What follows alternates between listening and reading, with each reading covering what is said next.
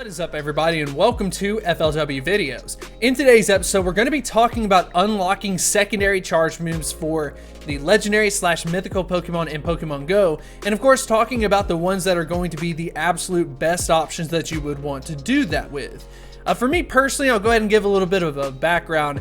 Resource-wise, like with Stardust, I'm usually pretty good, but when you start talking about the legendary candy needed, that's something that I usually struggle with. And as far as building up like rare candies, for example, I have to be very smart about what Pokemon I absolutely choose to go ahead and use all of those rare candies on unlocking that secondary charge move. So I figured a lot of other people might be interested in this topic as well. That way we can kind of put a bullet on like the top options that you absolutely want to make sure if you're gonna unlock a secondary charge move, you'll want to unlock it on these. But if you do enjoy this episode, make sure to hit that like button and subscribe. But without further ado, let's go ahead and get into the video.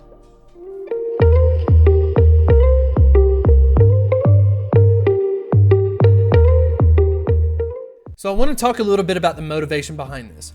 Me being a person who can't just spend a lot of extra candy and all that stuff to unlock a secondary charge move, I'm looking for the biggest performance jump by unlocking a secondary charge move.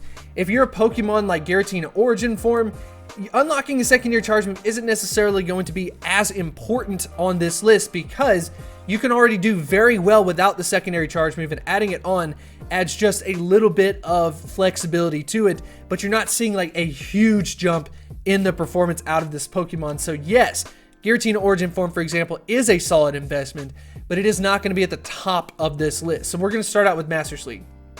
Some of the Pokemon that I would personally recommend, we're going to go ahead and just check off some of these.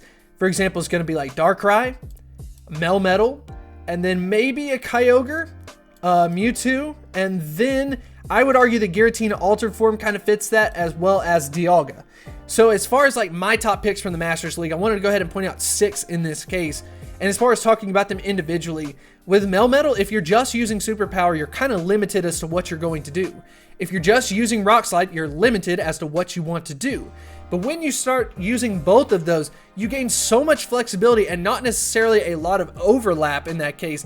You just really set yourself up for success while using a Melmetal. If you know people who've used it, they're going to say, yeah, that would be like one of the few Pokemon I would 100% recommend you to do it.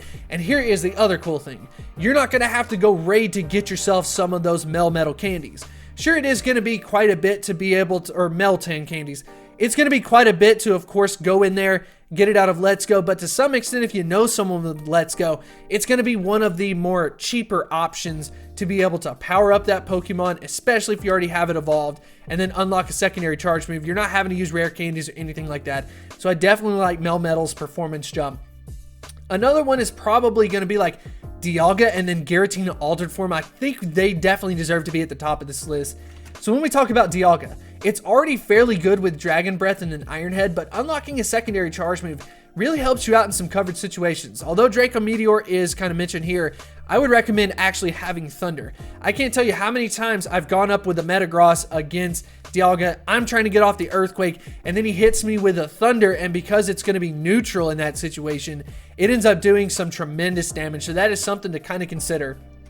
And then finally, why I would recommend Giratina Altered Form over Giratina Origin Form is because it has completely different movesets. You're talking about Dragon Claw and then Ancient Power. They covered 2 completely different things. It's very additive in that situation versus Giratina Origin Form going as like a pure Ghost type attacker. So that's kind of like the ones that I'm seeing from the Masters League. And once again, they're going to be so great to have because a lot of their movesets kind of line up from the raid side as well as PvP. So you get a good performance out of both sides, making a lot of people happy. So anyways, when we go ahead and move over into the Ultra League, a couple of Pokemon that I would personally recommend, we've already talked about one of them. That's Giratina Altered Form, so we're not going to talk about that one in this case. But another one is actually going to be Registeel.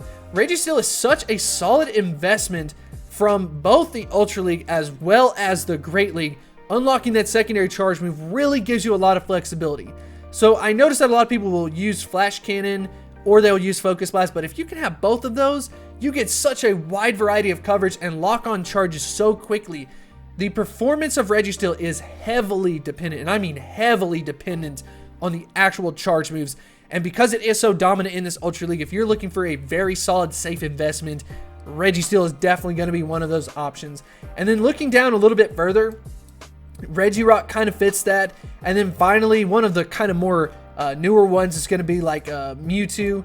I'm going to check mark Cresselia, but Armored Mewtwo with the new Psy Strike, if you can add on another move like Dynamic Punch in this case, that is definitely going to be worth it. And it's not going to be too much of an investment to get it up to that 2,500. So as far as looking at this, I mean, I would argue that these like type of top 5 Pokemon definitely are the top options that I would personally recommend from the Ultra League. So finally, let's go ahead and move on to the Great League. We already mentioned Registeel. That was definitely a solid investment. But another Pokemon that I would definitely recommend in this case, besides Registeel, is going to be the Deoxys Defense Form. If you wanted to have a legendary Pokemon that was 100% worth it to go ahead and do this with, I would recommend the Deoxys Defense Form. Unlocking the secondary charge move pretty much makes it OP, and I can't tell you how many people I ended up seeing using this in the Great League, and it is just so solid because of that. So if you're looking for some of those top options in the Great League, once again, Registeel is solid, and then secondly, it is going to be that Deoxys Defense Form. So like I said before, the lower the league you end up going, you start losing the viability in the raid side, but you start gaining in the PvP, or they stay the same. But luckily, there is a little bit of crossover in the Masters League. So I think a lot of people are kind of like excited about that. But anyways, I hope this video was helpful. Hopefully it kind of gave you a guide as to some of the Pokemon that you want to focus on.